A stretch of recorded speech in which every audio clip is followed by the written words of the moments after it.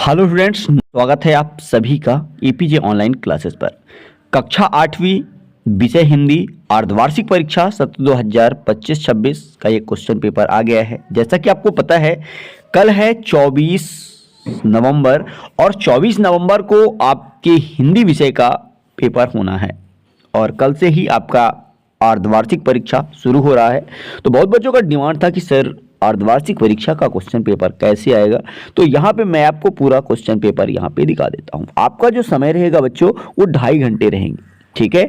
आपका जो पूर्णांक रहेगा वो 60 नंबरों का रहेगा और ये प्रथम भाषा हिंदी का ये क्वेश्चन पेपर है। तो चलिए आइए, इस वीडियो में आपको कंप्लीट सॉल्यूशन भी दिखाने वाला हूं, तो वीडियो को लास्ट तक जरूर देखिए। यहाँ पे देखिए, प्रश्न क्रमांक 1 से 5 तक बहुविकल्पी प्रश्न दिए गए हैं। यहाँ पे आप निर्देश पढ़ सकते हैं, सही विकल्प चुनकर उत्तर लिखिए। प्रत्येक प्रश्न के लिए 1 अंक निर्धारित है। यहाँ पे पहला प्रश्न है, मीरा को कौन सा धन प्राप्त हो गया था, तो यहाँ पे आपको बताना है राम रतन धन, ठीक है। इसके बाद दूसरा है, गोल्ड साम्राज्य का शिल्पी किसे कहा जाता है, तो यहाँ पे आपको बताना है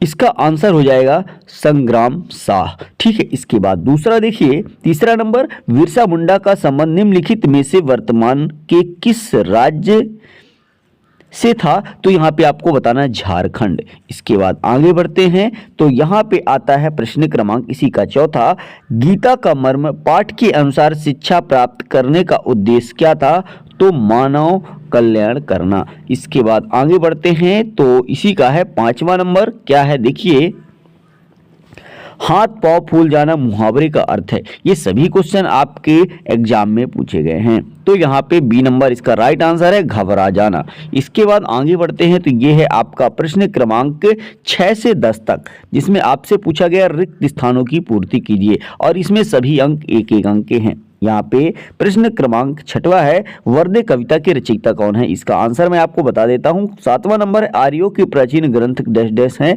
और यहाँ पे प्रश्न क्रमांक 8 है, दीप जले शंख बजे डैश डैश की प्रसिद्ध कृति है, और इसके बाद 9वां है, पृथ्वी अपनी धुरी पर पश्चिम से डैश डैश की ओर घूमती है, और यहाँ पे 10वां है, चंचल शब्द में लगा चिन्ह क्या कहलाता है। तो चलिए इसका आंसर मैं आपको दिखा देता हूँ। तो यहाँ पे ये पहले नंबर का आंसर आपको लगाना है, वर्दे कविता के रचयिता सुभाष चंद्र बोस हैं, ठीक है।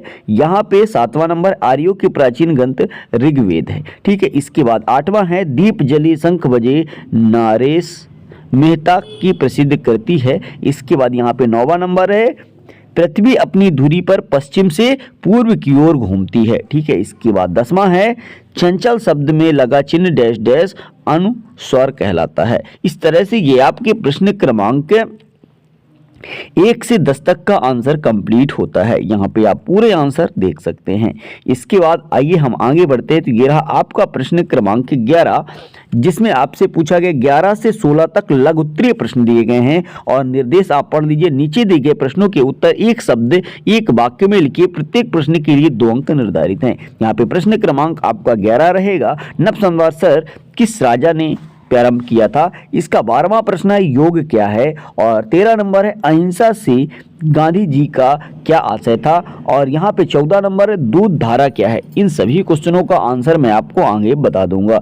यहाँ पे देखिए प्रश्न क्रमांक आपका 15 है, वसीयतनामे के रहस्य को समझने के लिए क्या किया गया। इसके बाद क्वेश्चन नंबर 16 है, अंबुज के 2 पर्यायवाची शब्द लिखिए। यहाँ पे आगे देखिए, तो ये रहा आपका प्रश्न क्रमांक 17 से 22 तक।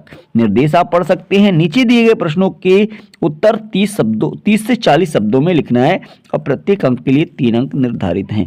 यहाँ पे 17 नंबर है, सुंदरता की मृगतृष्णा तृष्णा का क्या तात्पर्य है। यहाँ पे 18 है, दक्षिण अफ्रीका में गोरे व्यापारियों को भारतीयों से ईर्ष्या क्यों होने लगी थी। यहाँ पे 18 नंबर, बिरसा मुंडा ने किस उद्देश्य से अपना आंदोलन आरंभ किया था। यहाँ पे प्रश्न क्रमांक 20 है, लता मंगेशकर को समूचे राष्ट्र की गायिका क्यों कहा जाता है। यहाँ पे क्वेश्चन नंबर 21 है, हृदय भर आना और कान भरना मुहावरों के अर्थ लिखकर वाक्य में प्रयोग कीजिए। ये सभी 3 अंकों के प्रश्न हैं। यहाँ पे देखिए 22 नंबर प्रश्न है, परीक्षा में उत्तीर्ण होने पर अपने मित्र को बधाई पत्र लिखिए। इसके बाद आगे बढ़ते हैं तो ये रहा प्रश्न क्रमांक 23 से 26 तक, जिसमें आपको दीर्घोत्तरीय प्रश्न दिया गया है और ये सभी प्रश्नों को 70 से 80 शब्दों में लिखना है और प्रत्येक प्रश्न 5 अंक के निर्धारित हैं। ठीक है, इसके बाद यहाँ पे प्रश्न क्रमांक ये 23 है, गिरधर की कुंडलियों लोक व्यवहार में कितनी उपयोगी है। यहाँ पे क्वेश्चन नंबर 24 है। यहाँ पे आप देख सकते हैं प्रश्न क्रमांक 25 है, जिसमें आपसे अपठित गद्यांश दिया गया है और ये पूछे हुए प्रश्नों का आपको उत्तर देना है। इसके बाद प्रश्न क्रमांक 26 और आखिरी प्रश्न है, निम्नलिखित में से किसी एक विषय पर निबंध, विद्यार्थी और अनुशासन, पर्यावरण, प्रदूषण, मोबाइल फोन से लाभ हानि, जीवन में खेलों का महत्व। इस तरह से ये आपके एग्जाम में टोटल 26 प्रश्न पूछे जाएंगे। इस तरह से ये कंप्लीट होता है। आशा करता हूँ ये वीडियो आपको पसंद आएगा। वीडियो कैसा लगा कमेंट कर जरूर बताइएगा और इसी तरह से आपको सभी विषय के क्वेश्चन पेपर मिल जाएंगे। चलते हैं नेक्स्ट वीडियो में मिलेंगे, तब तक के लिए जय हिंद, जय भारत, थैंक यू।